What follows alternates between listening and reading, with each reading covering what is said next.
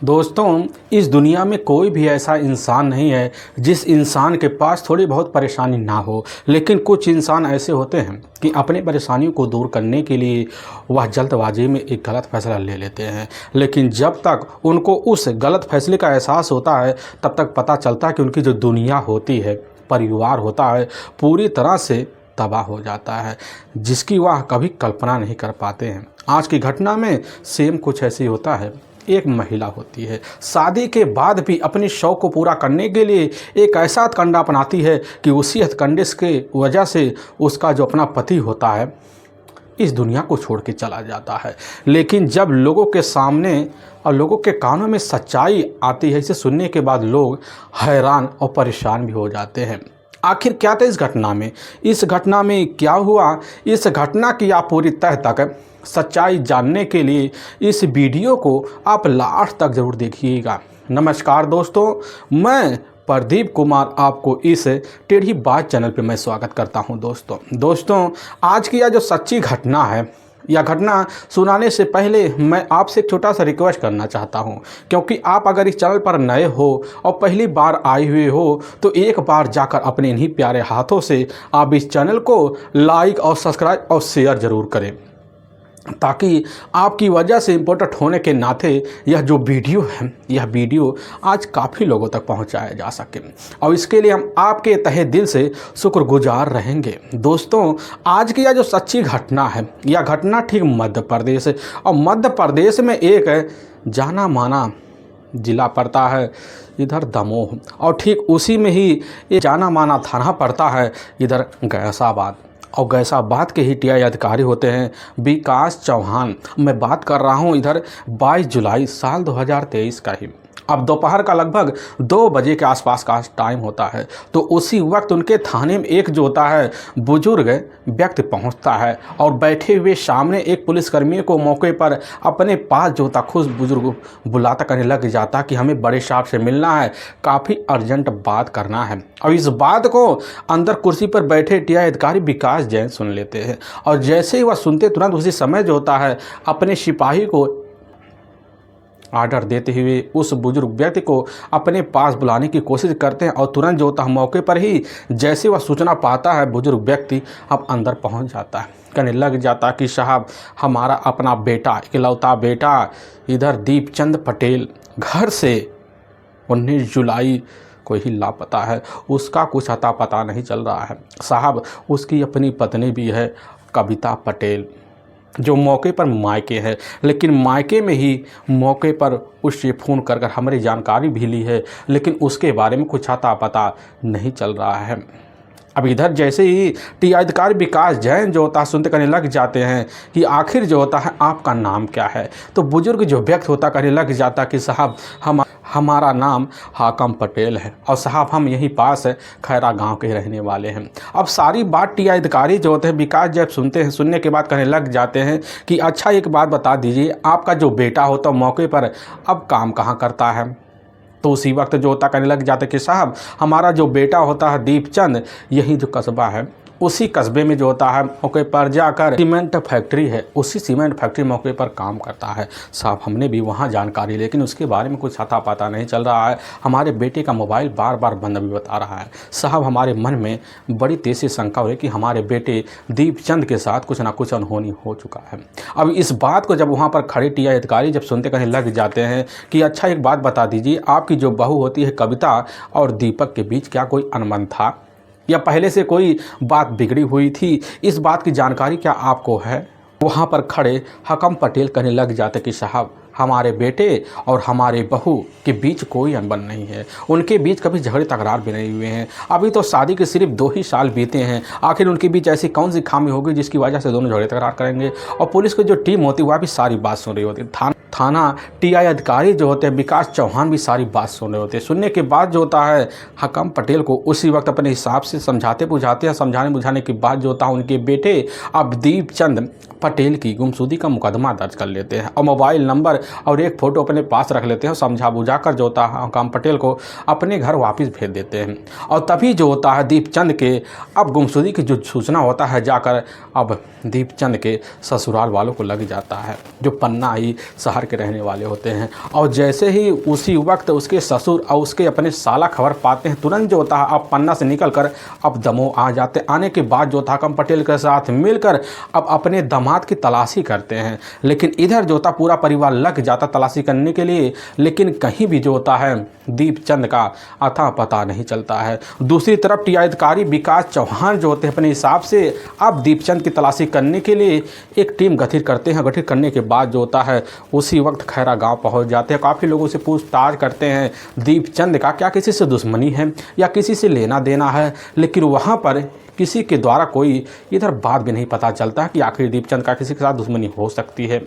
और पुलिस की जो टीम होती है वहाँ से तो खाली हाथ लौट आती है, लेकिन इधर टीआई अधिकारी जो होते हैं अब दीपचंद का जो मोबाइल नंबर होता है उस मोबाइल नंबर का अब पूरा सीडीआर डिटेल जो होता है निकालने के लिए अब सर्विलांस टीम की मदद लेते हैं।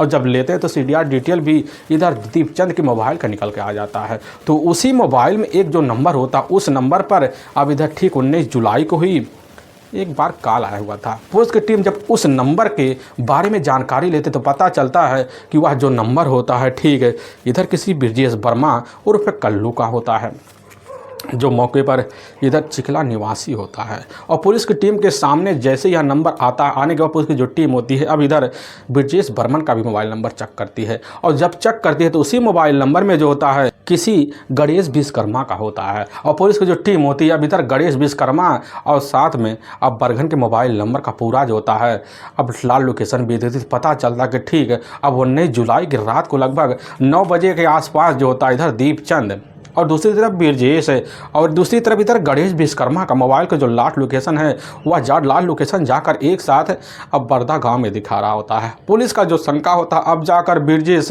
और दूसरी तरफ इधर जाकर अब गणेश विश्वकर्मा को पट्टे की जाता है। पुलिस समझ जाती है कि बस करो दोनों के पेट में कोई न कोई रहस्य छिपा हुआ है। लेकिन सबसे पहले पुलिस की जो टीम होती है इधर जाकर अब ब्रजेश बरघन और उसका मोबाइल नंबर का तो उसी नंबर में एक अनजान नंबर निकल के आता है। पता चलता है अनजान नंबर किसी और का नहीं होता है बल्कि दीपचंद की अपनी खूबसूरत जो पत्नी होती है इधर कविता पटेल का होता है। और पुलिस की टीम उसी वक्त उस नंबर के बारे में शंकावश अब जांच पड़ताल करती तो पता चलता 19 जुलाई साल 2023 को ही इधर शाम के टाइम जो होता है खुद कविता के मोबाइल से ही अब ब्रजेश बर्मन के मोबाइल पर कॉल किया गया होता है। तो उसी वक्त पुलिस की जो शंका होता है अब जाकर सीधा का सीधा अब इधर ब्रजेश बर्मन के ऊपर टिक जाता है। और पुलिस की जो टीम होती है अब बिना टाइम गंवाए ब्रजेश बर्मन और गणेश विश्वकर्मा को अपने कस्टडी में लेती है और लेकर थाने पेश कर देती है। और थाने पेश करने से पहले जो था कुछ मुखबिर तो पुलिस के सामने आकर कहने लग जाते कि साहब इधर ब्रजेश बर्मन और साथ में कविता पटेल के बीच जो होता है काफ़ी दिनों से प्रेम प्रसंग है। इसकी जानकारी जो होता है काफ़ी लोगों के कान में पहुंच चुकी है। अब इस तरह की जब जानकारी पाते हैं पाने के बाद टीआई अधिकारी जो होते हैं समझ जाते कि सारा माजरा क्या हो सकता है। और थाने में बैठा कर ब्रजेश वर्मा और गणेश विश्वकर्मा से जब पूछताछ करना शुरू कर देते हैं तो करते ही कहने लग जाते हैं कि पूरी सच्चाई हमारे सामने पूरी तरह से तसल्ली बख्श रखना, तनिक भी इसमें झूठ बोलने की कोशिश मत करना, नहीं तो तुम्हारे लिए खतरे की घंटी बज सकती है। और लेकिन जैसे ही आप बात दूसरी तरफ जो होता है अब ब्रजेश सुनने के बाद कहने लग जाता कि साहब हाँ साहब हमारा नाम ब्रजेश बर्मन है और हम जो होता है मौके पर इधर कविता के ही मायके आना जाना होता है। लेकिन साहब वहाँ रहने की वजह से जो होता है हमारी उसकी जो बात होती है लगातार तो होती रहती थी, बस हम एक दूर के भाई के रिश्ते के नाते जो होता है उस फ़ोन पर आए दिन लगे पड़े रहते थे। लेकिन पुलिस को शंका हो जाता कि बस करो ब्रजेश वर्मा हमारे सामने अब झूठ पे झूठ बोलने वाला है। इसीलिए पुलिस की टीम कह देती है तसल्ली बख्श कि तुम्हारे अंदर जो होता है पूरी सच्चाई दबी बैठी लेकिन तुम बखान नहीं कर पा रहे हो। और दूसरी तरफ कविता पटेल ने पूरी तरीके से हमारे सामने सारा जुल्म जो होता अपने पति दीपचंद पटेल का कबूल कर लिया है और तुम्हारी भलाई इतनी में है कि तुम भी तसल्ली बख्श कबूल कर लो। अब जैसे ही गणेश और ब्रजेश यह बात सुनते उसी वक्त हक्का हो जाते हैं। पुलिस की टीम समझ जाती है और उसी वक्त थोड़ा बहुत पैतरा दिखाती है चंद मिनट के अंदर ब्रजेश बर्मन और दूसरी तरफ गणेश विश्वकर्मा जो होते हैं अब जाकर दीपचंद पटेल की की हत्या का जुल्म कबूल कर लेते हैं।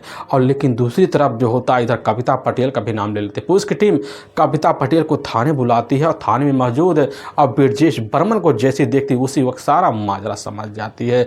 और दूसरी तरफ इधर ब्रजेश जब देखता है पुलिस को उसी शंका हो जाता है कि बस वो पुलिस ने हमारे सामने झूठ वाला पैतरा फेंका है और इसमें हम पूरी तरह से फंस गए। लेकिन अब वहाँ जो रहकर कुछ भी नहीं करने की हिम्मत बन रही थी, जिसकी वजह से पुलिस के सामने अब तीनों मिलकर एक साथ जो सच्चाई दीपचंद पटेल की हत्या के बारे में रखते, इसे सुनने के बाद लोग हैरान और परेशान भी हो जाते हैं।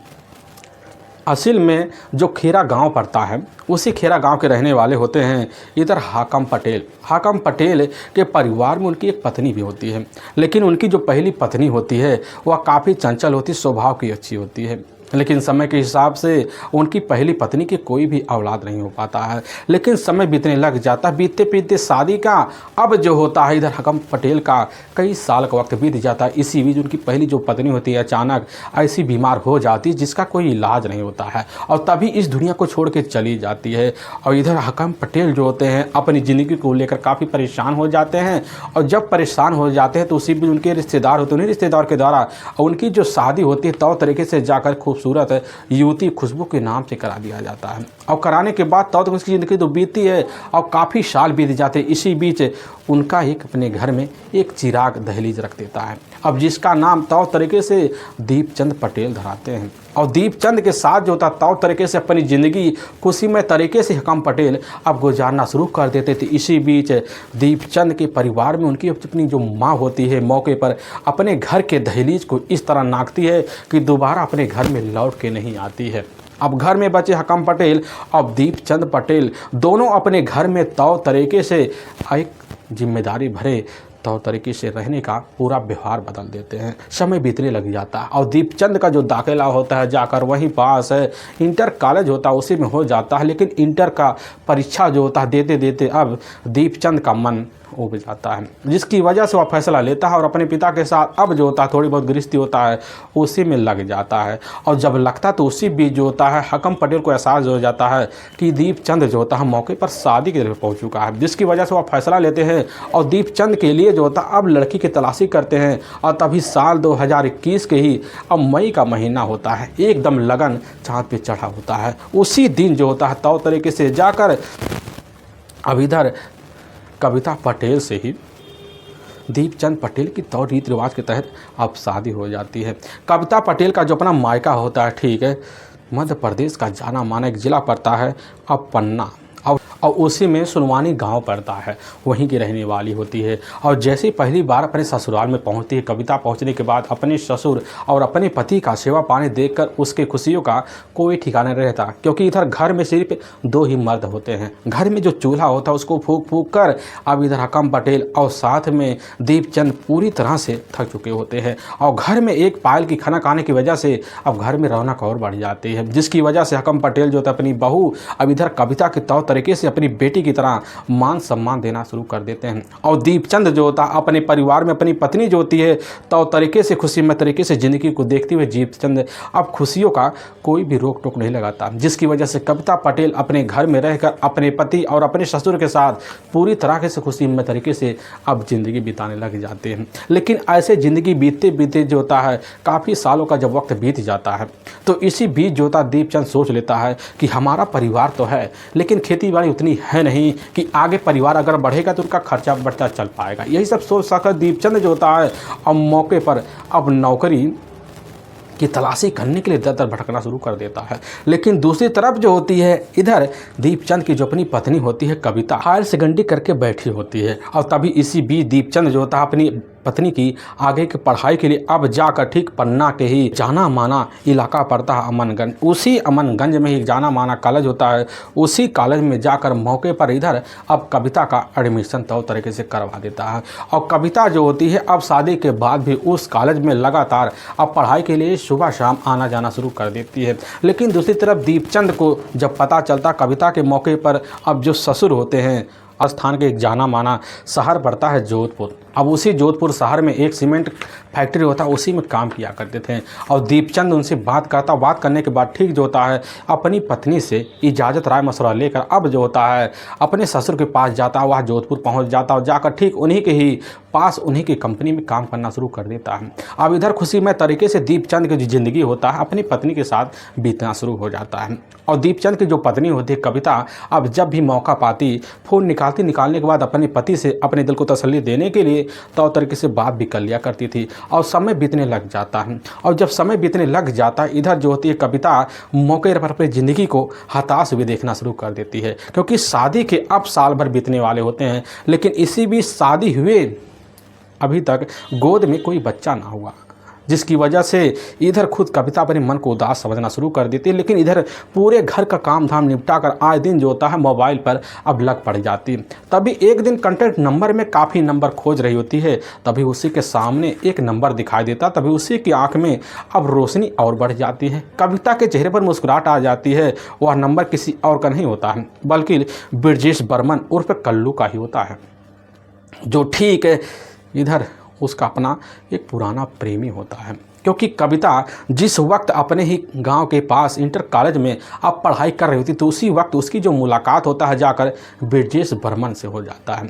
ब्रजेश बर्मन जो होता है मौके पर पन्ना में ही रहकर इधर एक शराब कंपनी होता है उसी में नौकरी किया करता था, जिसकी वजह से उसकी जो मुलाकात होता है जाकर बड़ी जल्दी अब कविता हो जाता है। क्योंकि कविता के मकान में जो होता किराएदार के तौर पर इधर ब्रजेश बर्मन रहा करता था, और नज़दीकी होने के कारण जो होता कविता से मुलाकात करने में और तनिक भी संकोच नहीं होता है, क्योंकि आए दिन कविता घर में अकेली रहा करती थी, जिसकी वजह से कविता से बात और मिलाप करने में बड़ी आसानी दिखती। और कविता पढ़ाई के आड़ में जो होता है कुछ पूछताछ करने के लिए अब ब्रजेश बर्मन के पास पहुँचती, तो ब्रजेश बर्मन जो होता है मौके पर कविता के खूबसूरती को देखकर इस तरह फिदा हो जाता है कि दोनों के बीच जो होता है अब दोस्ती पनप जाते हैं। और इस तरह चलते हैं कि दोनों के बीच ना जाने कब अनैतिक संबंध पनप जाता है। संबंध का सिलसिला शुरू होता है बेहतर तरीके से चलने लग जाता है, और तभी इसकी जो खबर होता है पूरे मोहल्ले वालों को खबर लग जाती है। लोग तरह तरह के चर्चे करते हैं, और तभी जो होता है दोनों को एहसास हो जाता है कि हम दोनों का जात भी अलग है और हम दोनों का व्यवहार भी अलग है। आखिर हमारे परिवार वाले इस रिश्ते को कभी स्वीकृत नहीं करेंगे, जिसकी वजह से दोनों अब फैसला लेते हैं कि आखिर हमें मिलकर अब कहीं ना कहीं शादी कर लेना चाहिए। लेकिन इधर तभी इसकी जो खबर होता है अब जाकर कविता पटेल के अपने पिता को लग जाता है, और तभी फैसला लेते हैं कि बस करो अब बेटी की शादी कर देना अनिवार्य है। और इधर जो होती है कविता अपने पिता और माँ के दबाव की वजह से बड़ी जल्दी अब शादी की स्वीकृत कर लेती है, और शादी दीपचंद के साथ हो जाता है। लेकिन उस नंबर को जब देखती है तुरंत उसी समय सोचती है इस पे कॉल किया जाए, क्या हमारा प्रेमी इतने दिन बाद क्या हमारे फ़ोन को रिसीव करेगा। मन में काफ़ी शंका होता है, लेकिन इसी बीच सोचते सोचते 3 से 4 दिन का वक्त बीत जाता है, और तभी कविता उस वक्त नंबर को देखती तुरंत मिला देती है और कहने लग जाते कि हेलो, क्या हमें आप पहचान रहे हैं। और लेकिन दूसरी तरफ से जैसे ही आवाज़ निकलता है कि हाँ हम क्यों नहीं पहचानेंगे, और इधर कविता की मुस्कुराहट आ जाती। कविता कहने लग जाती कि बड़े दिन बाद हम तुम्हें होश किए, लेकिन तुमने तो हमें कभी कतई होश नहीं किया। और इधर ब्रजेश वर्मा कहने लग जाता है कि देखो हमें पता है कि तुम्हारा जो पति है तो तरीके वाला इज्जतदार मिला हुआ है, हम तुम्हारे बसी बसाई ज़िंदगी में कोई भी दखल देना नहीं चाहते थे, क्योंकि हमें पता है कि तुम्हारे परिवार वाले भी हमसे दुख सोच हो जाएंगे, जिसकी वजह से हम तुमसे कतई इस तरह के मामले दखल लेना नहीं चाहते थे। और यह बात जैसे ही अब कविता सुनती है मन में और दया भावना जान जाती है, कहने लग जाते कि तुम्हारे बगैर हमारी ज़िंदगी पूरी अधूरी सी है, हम तुमसे मिलना चाहते हैं और तुम्हें हमारे ही बुलावे पर स्थान पर आना पड़ेगा। और जैसे यह बात ब्रजेश बर्मन सुनता उसके सिर मुस्कुराहट आ जाती, खिलपिल पड़ता है और तुरंत फैसला लेता। दूसरे दिन पन्ना शहर से निकलता है और धमू के लिए रवाना हो जाता है। और पहुंचता है तो रास्ते में जो कॉलेज पड़ता है उसी कॉलेज के रास्ते में जाकर अब कविता मुलाकात करते हैं, लेकिन एक वहाँ पर होटल होता है, जाते हैं दोनों अपने रिश्ते के मर्यादों को पूरी तरह से पुराने प्यार में देखते हुए वहीं पर बदल बैठते हैं। और फिर जो होता है रोज़ का सिलसिला जो होता है अपने ही घर के दहलीज को नापते हुए कविता का एक होटल में जाकर आए दिन मरना शुरू हो जाता है। लेकिन इसी बीच कविता समझ जाती कि अपना जो पति है मौके पर जोधपुर तो है, घर में कोई इधर हमारे ससुर के अलावा ना है। और उसका फ़ायदा जो होती अब अपने ही घर में बुलाकर उठाने की कोशिश करते और उठा भी लेती है। अब जब मौका मिलता अपने ही ससुराल में बुलाती और ब्रजेश तौ तरीके से बाइक लेकर पहुंचता और फिर रिश्ते को अंजाम जो होता है ससुर के आड़ में देना शुरू कर देती है। लेकिन इधर धीरे धीरे जो होता है आना जाना जब बढ़ता है तो इधर ससुर जो होते हैं काम पटेल मौके पर कहने लग जाते हैं कि बेटी बहू या कौन है। तो इधर कविता कह देती है कि हमारा अपना मुँह वाला भाई है, बस हाल चाल लेने के लिए आता है। लेकिन कविता अपनी ज़िंदगी जो होता तौर तरीके से जीने लग जाती, खुशीमय तरीके से जीती है। लेकिन इधर कविता और ब्रजेश के अब प्रेम संबंध के चर्चे पूरे ससुराल में होने लग जाते हैं। लोग तरह तरह के चर्चे करते हैं।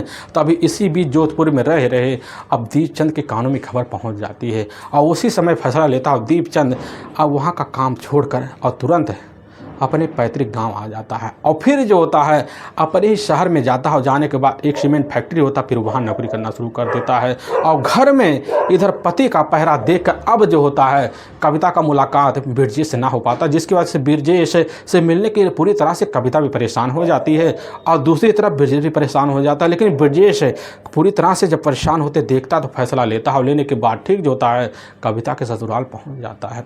और लेकिन जैसे ही चौखट पर बैठे हुए इधर दीपचंद की जो नज़र होता है जाकर ब्रजेश के ऊपर पहुंचता है, अपनी पत्नी से पूछताछ करता है। पूछताछ करने के बाद अब जो होता कविता ऐसी सी बात करती है जिसकी वजह से ब्रजेश और दीपचंद की दोस्ती हो जाती है। क्योंकि ब्रजेश को पता होता है दीपचंद पीने में नंबर 1 लतेड़ी बन चुका है। और ठीक जो होता अपनी जेब से पैसे निकालता और ठेके पर पहुँचता। फिर जो होता है दोनों के बीच वहीं पार्टी होती है। लेकिन उसी पार्टी के बीच अब दोस्ती हो जाता है। अब दोस्ती के आड़ में जो होता है इधर ब्रजेश का इधर कविता के साथ अनैतिक रिश्ते पूरी तरह से चलना शुरू हो जाते हैं। ऐसे चलते चलते कई महीनों का जब वक्त बीतता है इसकी जो खबर होता है दीपचंद को पहुंचता और दीपचंद अब जो होता है अपनी पत्नी के सामने कह बैठता अब इस घर में कतई जो होता है कल्लू नहीं आना चाहिए, अगर आए तुम्हारे लिए खतरे की घंटी बज जाएगी। अब कविता जो होती है अब जब कभी भी अपने पति के सामने जाती जाने के बाद उसके चेहरे और भाव को दीपचंद देखकर समझ जाता और फिर जो होता है नशे में आकर अपनी पत्नी कविता का पिटाई करना शुरू कर देता है। और कविता भी अब जो होती समझ जाती कि हमारी ज़िंदगी जो होता है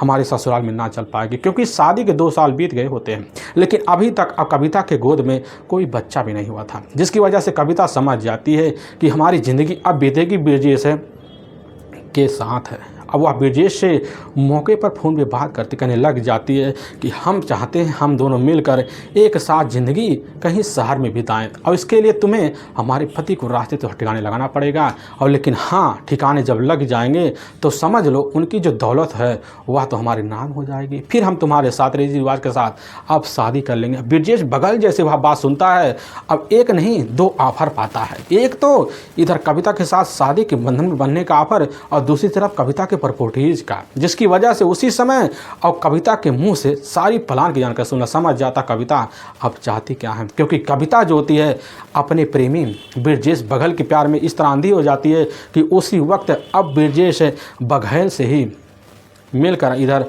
अपने पति दीपचंद को रास्ते से ठिकाने लगाने का खतरनाक प्लान जो होता है अब ब्रजेश और कविता बनाना शुरू कर देते हैं। और बनाते बनाते 1 हफ्ते का जब वक्त बीत जाता है तो इधर ब्रजेश का एक अपना करीबी दोस्त होता है, क्योंकि ब्रजेश जो होता है मौके पर टेंट हाउस की एक जो होता है जाना माना एजेंसी होता है उसी में काम किया करता था।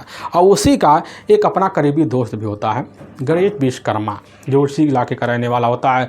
अपनी परेशानी जाकर ब्रजेश गणेश के सामने जब शेयर करता है तो चंद पैसे के लालच में आकर गणेश विश्वकर्मा जो होता है अब ब्रजेश बघेल की बातों में आ जाता है। और जिसकी वजह से अब ब्रजेश और गणेश दोनों मिलकर जो होता है कविता पटेल के साथ इधर दीपचंद पटेल को अपने ही रास्ते से हटाने का बड़ा ही षड्यंत्र भरी एक घटना का अंजाम देने का कहानी रच बसते हैं। ऐसे कहानी और घटना को अंजाम देने का तरीका खोजते खोजते पूरे का पूरे 2 हफ्ते का वक्त बीत जाता है। लेकिन इस बीच कविता का जो व्यवहार होता है अब दीपचंद के लिए बड़ी तरीके से हो जाता है। और दीपचंद को यकीन होने लग जाता है कि हमारी जो पत्नी है पूरी तरह से सुधर चुकी है, वह समझ जाता है घर संसार पूरी तरह से बन जाएगा। यही सब सोच साझ कर कविता के साथ दीपचंद बेखुशी तरीके से रहना शुरू कर देता है। लेकिन इधर दीपचंद नहीं समझ पाता कि हमारी जो पत्नी है वह पत्नी अब पत्नी नहीं बल्कि नागिन बनकर हमारे सामने एक दिन डसेगी। लेकिन इधर दीपचंद अपनी पत्नी को मान सम्मान के साथ रखना शुरू कर देता है। लेकिन ठीक जैसे ही अब इधर 16 जुलाई साल 2023 का वक्त होता है, उसी वक्त कविता पटेल जो होती है मौके पर अपने पति से बहाना मारकर अपने मायके चली जाती है, क्योंकि वह सोच बैठती है कि हम मायके जब रहेंगे तो हमारे पति का जो लापता का होने का जो शक है वह हमारे ऊपर तो नहीं आएगा, जिसकी वजह से वो मायके चली जाती है। अब लेकिन जैसे ही 19 जुलाई साल 2023 का वक्त होता है तो उस दिन जो होता है मौके पर अब दीपचंद छुट्टी लेकर अपने कमरे पर बैठा होता है। इसकी जानकारी कविता पटेल को थी और कविता पटेल फ़ोन कर देती है अपने प्रेमी ब्रजेश बघेल के पास। और ब्रजेश बघेल जब सूचना पाता है कि आज मौका अच्छा है तो गणेश विश्वकर्मा के पास फ़ोन कर देता है और अपने पास बुलाता है। और गणेश विश्वकर्मा और दूसरी तरफ ब्रजेश बघेल दोनों बाइक लेते हैं और लेने के बाद ठीक जो होता है अब पन्ना जिले में ही जो अमनगंज पड़ता है वहीं पहुंचते हैं, क्योंकि वहां पर जो होता है एक उसका अपना करीबी दोस्त होता है बिट्टू दुबे, और उसी के पास जाता है। उसी का 4 पहिया वाहन लेता है और लेने के बाद उस वाहन में जो होता है ब्रजेश और गणेश विश्वकर्मा बैठ जाते हैं। और वाहन चलाते चलाते अब जब शाम का टाइम हो जाता है, शाम के टाइम में जो होता है अब पन्ना जिले से लेकर अब दमोह जिले पहुँचता है। और पहुँचने के बाद खैरा जब गाँव में जाता है अपनी बोलेरो मौके पर बाहर खड़ी कर देता है और घर में घुसता है इधर जाकर कविता के ससुराल में। तो घर में अकेला मौके पर दीपचंद होता है और दीपचंद को जब देखता है, देखने के बाद दोनों ही बात करते हैं। और दीपचंद जो इधर जो होता है अब ब्रजेश के साथ गांव के बाहर चलाता है और वहीं गांव के बाहर जो होता है बोलेरो में जाकर दीपचंद ब्रजेश के साथ बैठ जाता है। और ब्रजेश और दीपचंद और गणेश तीनों आपस में बोलेरो में बैठकर कुछ बातें करते हैं। और बोलेरो का जो मेन हैंडल होता है वह हैंडल ब्रजेश बगल के हाथ में होता है। और ब्रजेश अब उधर बोलेरो चलाते चलाते काफ़ी घंटों का सफ़र तय कर लेता है।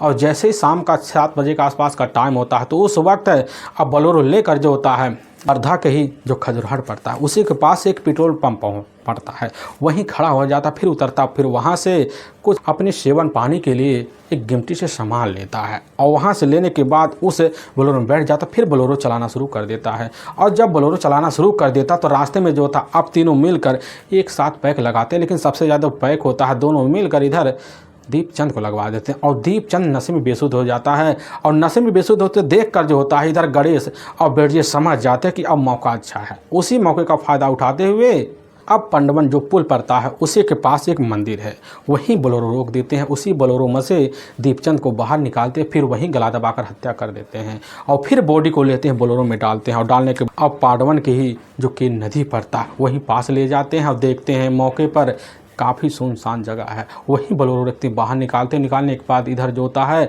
अब दीपचंद पटेल की बॉडी को डंप कर देते हैं। फिर वहाँ से बोलेरो लेकर अपने अपने घर के लिए अब रवाना हो जाते हैं। लेकिन इसकी जो सूचना होता है ब्रजेश पटेल अब मायके में रह रही कविता पटेल को दे देता है। और कविता पटेल जब खबर पाती समझ जाते कि बस करो, हमारा पति हमारे रास्ते से हट चुका है, हमारी जो ज़िंदगी है बड़ी खूबसूरत तरीके से बीतेगी। लेकिन थाने में मौजूद जो होता है अब इधर कविता और दीपचंद जो सच्चाई सुनने के बाद पुलिस की टीम भी पूरी तरह से हैरान और परेशान हो जाती है। पुलिस की टीम अब तीनों को लेने के बाद ले जाती वहाँ के कोर्ट में पेश कर देती है। कोर्ट में तीनों के ऊपर काफ़ी गंभीर धारा में मुकदमा दर्ज कर लेती है और ले जाकर वहाँ के जेल में हमेशा के लिए पुलिस की टीम डाल भी देती है। लेकिन दूसरे पुलिस की जो टीम होती है दीपचंद की डेड बॉडी को तलाशने के लिए अपने हिसाब से गोताखोर को ले जाती है और के नदी में उतारती है। काफ़ी मेहनत करती है लेकिन वहाँ पर कुछ पता नहीं चलता है। हफ्ते का वक्त बीत जाता है छानबीन करते करते। लेकिन तभी जैसे ही अब 30 अगस्त का वक्त होता है तो उसी वक्त जो होता है पता चलता है कि जो अमनगंज है उसी इलाके से एक जिन गांव है उसी गांव के पास वहीं झाड़ी में एक डेड बॉडी बरामद हुई है। और इसकी खबर जाकर कैसे न तैसे कर बात थाने को लग जाता। थाना प्रभारी खबर पाते हैं, तुरंत मामला समझ जाते हैं और इधर जो होता है हाकम पटेल को अपने साथ लेते हैं और लेने के बाद वहीं पहुंच जाते हैं। बॉडी का शिनाख्त जो होता है अब ठीक अस्पताल में कर लेते हैं। अपने बेटे इधर दीपचंद पटेल के रूप में करने के बाद पुलिस की जो टीम होती है उसी वक्त बॉडी को कब्जे में लेती है और ले जाती वहाँ के ही सरकारी अस्पताल जो होता है वहाँ पोस्टमार्टम के लिए रख देती है। और डीएनए सैंपल इधर हाकम पटेल के लेती है ताकि बॉडी तौर तरीके से शिनाख्त किया जाए। अब पुलिस की जो टीम होती है इस केस को सुलझाने में जो तौर तरीके से रास्ता अपनाती, इस रास्ते के बारे में जब वहाँ के एसपी साहब सुनने के बाद वह भी लोगों की तारीफ करने में कोई कसर नहीं छोड़ते हैं। लेकिन वाकई में दोस्तों यह जो कहानी है हर किसी को सोचने पर मजबूर कर जाती है। दोस्तों दोस्तों इस घटना को सुनाने का जो उद्देश्य है, हमें किसी के दिल को ठेस पहुंचाना नहीं, बल्कि आपको यह बताना कि आप जहां भी रहें आप सावधान और सतर्क जरूर रहें। दोस्तों हमारे कुछ ऐसे व्यूअर हैं जो हमारी वीडियो को लगातार वॉच करते हैं, जिसमें बड़े ही प्यारे व्यूअर हैं इधर राम अजोर वर्मा उत्तर प्रदेश आजमगढ़ के, और साथ में दीपक कुमार ठाकुर मध्य प्रदेश उज्जैन के, और बबीता सिंह जो उत्तराखंड नैनीताल के, और इधर गोलू सिंह ठाकुर उत्तर प्रदेश आजमगढ़ के, और ठाक में संतन इधर कानपुर के रहने वाले। इन सभी व्यूअर का हम तहे दिल से शुक्रगुजार रहेंगे और फिर मिलेंगे एक नए वीडियो के साथ। तब तक के लिए जय हिंद और जय भारत।